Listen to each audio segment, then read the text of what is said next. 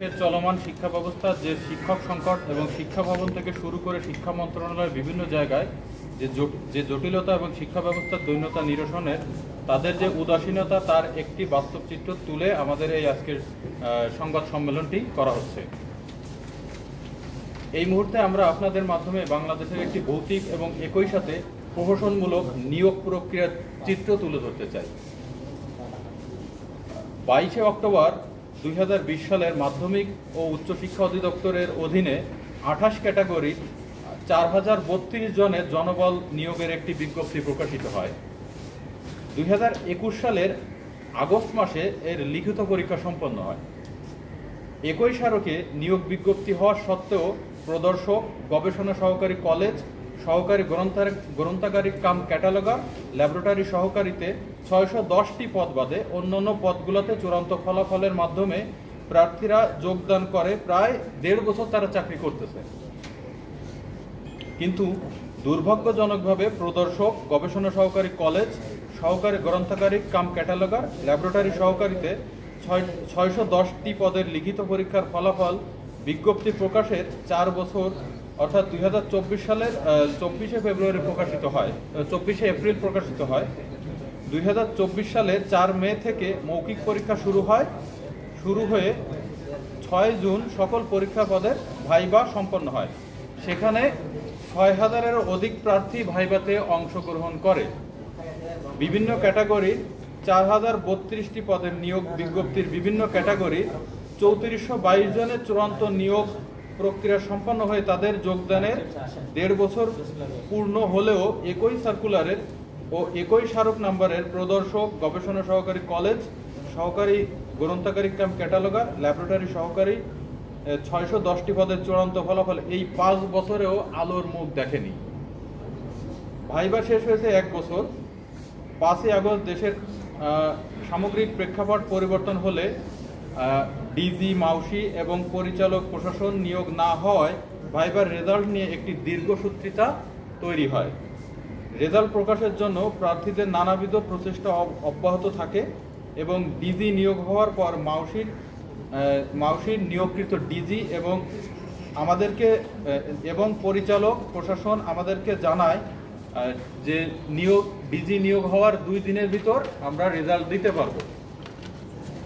কিন্তু পরিচালক প্রশাসন নিয়োগের প্রায় 3 মাস অতিবাহিত হলেও বর্তমান এই ফলাফল নিয়ে একটি ধূম্রজাল পরিস্থিতি সৃষ্টি হয়েছে। আমি আরেকবার বলতেছি যে পরিচালক প্রশাসন নিয়োগের 3 মাস পরেও আমাদের এই চূড়ান্ত রেজাল্ট প্রকাশ নিয়ে একটা ধূম্রজাল তৈরি হয়েছে। এই বিষয়ে বিভিন্ন সময় নিয়োগ কমিটির সদস্য সচিব, পরিচালক প্রশাসন শাহজাহান স্যার আমাদের নিশ্চিত করেন। এমন সময় 21শে এপ্রিল 2025 ইংরেজি সর্বশেষ ডিপিসিতে রেজাল্ট প্রকাশের কথা থাকলেও মন্ত্রণালয়ের শিক্ষা সচিব স্যারের অজুহাতে চূড়ান্ত রেজাল্ট প্রকাশে মাউসি অনীহা প্রকাশ করে এবং এক ধরনের ঘোলাটে পরিস্থিতি সৃষ্টি করে। এই অবস্থায় মাউসির সাথে কথা বলতে গেলে তারা বলেন ফলাফল শিক্ষা মন্ত্রণালয়ের সচিব স্যারের অনুমতির অপেক্ষায় প্রকাশিত হচ্ছে না। অপরদিকে শিক্ষা মন্ত্রণালয়ের সচিব স্যার তার এপিএস এর মাধ্যমে বলেছেন ওনারা ফলাফল প্রকাশের জন্য সমস্ত প্রক্রিয়া শেষ করেছেন, মাউসি চাইলে যে কোনো সময় তারা রেজাল্ট প্রকাশ করতে পারে। আমাদের লিখিত পরীক্ষায় দুর্নীতি, ডিভাইস কেলেঙ্কারি বা প্রশ্ন ফাঁসের কোনো ঘটনা ঘটেনি। তবুও ঠিক কি করে শিক্ষা সচিব স্যার, ডিজি, পরিচালক প্রশাসন এবং উপপরিচালক কোনো উদ্দেশ্যে সকল প্রকাশে বিলম্ব করছে সেটি আমাদের বোধগম্য নয় বলে আজকের এই সংবাদ সম্মেলনটি করা হয়েছে। এখানে আরও উল্লেখ্য যে জনপ্রশাসন মন্ত্রণালয় দ্রুত শূন্য পদ পূরণের নির্দেশনা দিলেও শিক্ষা মন্ত্রণালয় সেই নির্দেশনা পালন করছে না। প্রিয় সাংবাদিক বন্ধুগণ, আপনাদের মূল্যবান সময় নষ্ট করে আমাদের সম্মেলনে উপস্থিত হয়ে মনোযোগ সহকারে আমাদের কথাগুলো শোনার জন্য আপনাদের প্রতি অশেষ কৃতজ্ঞতা জ্ঞাপন করছি।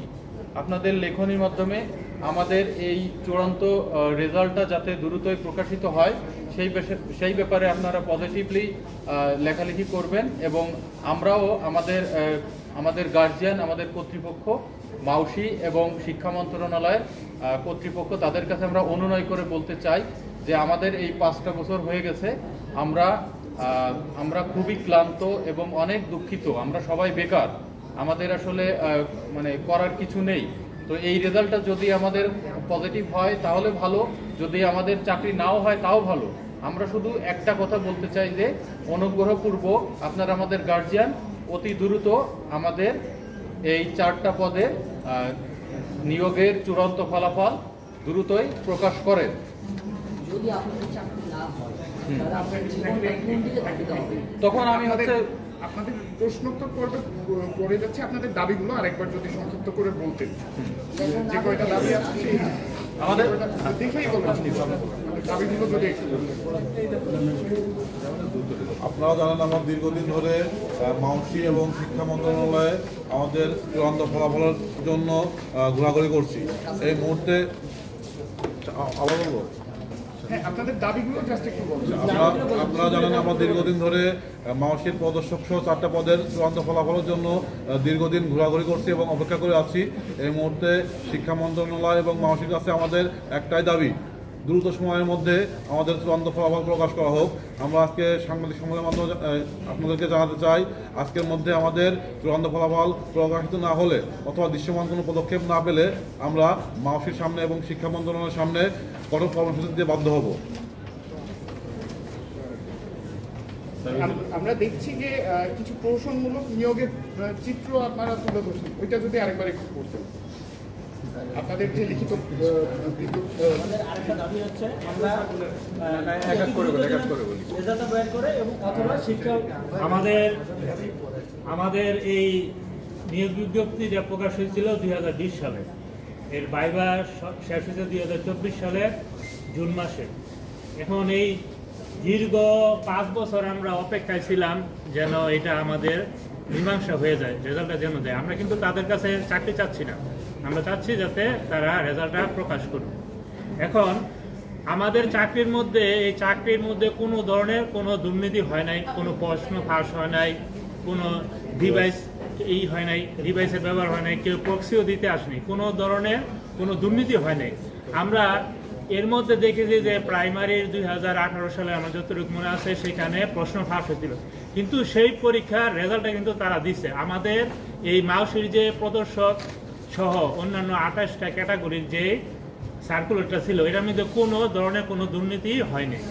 এখন অন্যান্য পদের 28টা ক্যাটাগরির মধ্যে প্রদর্শক, গবেষণা সহকারী, ল্যাব সহকারী গ্রন্থাগারে বাদ বাকি যারা ছিল এদের বাদে সবারই কিন্তু নিয়োগ হয়ে গেছে এবং তারা অলরেডি প্রায় 2 বছর যাবৎ চাকরি করছে। শুধুমাত্র তারা কোন অদৃশ্য কারণে আমাদের এই যে প্রদর্শকের যে রেজাল্ট আছে সেটা তারা আটকে রেখেছে। এটা কেন তারা আটকে রেখেছে এটা কিন্তু তারা খোলাসা করছেন। হ্যাঁ, এটা একবার এক এক সময় এক এক রকম তারা অজুহাত দেয়, বলে যে একবার শিক্ষাতে যেতে শিক্ষার অনুমতি দিলে তারা রেজাল্ট দিয়ে দিতে পারবে। আবার শিক্ষায় বলে মাউসি এটা দায়িত্ব, মাউসি ইচ্ছা করলে কি রেজাল্টটা দিতে পারে।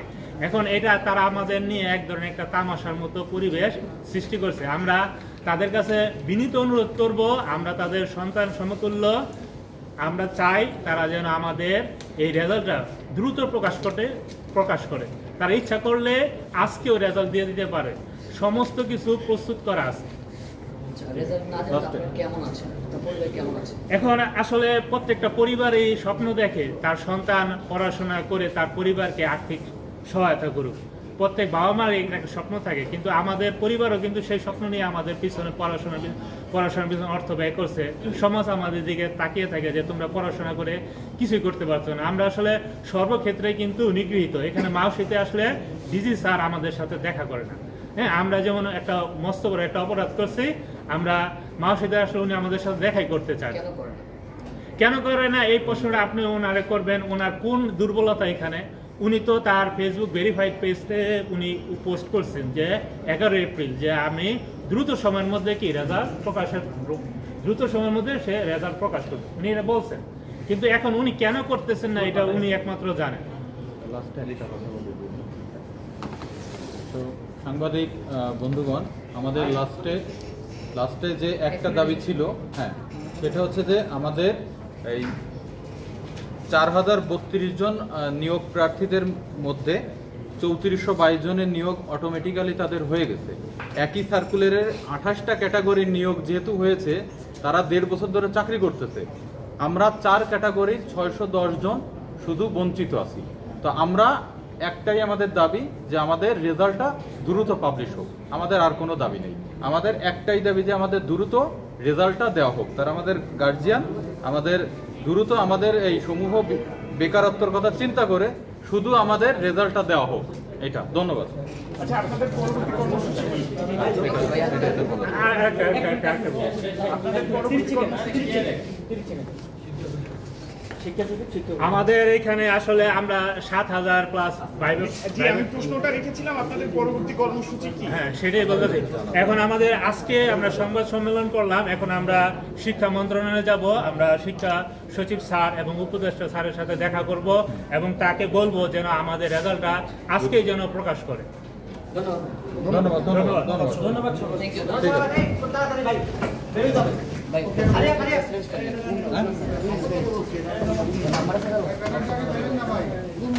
লাগবে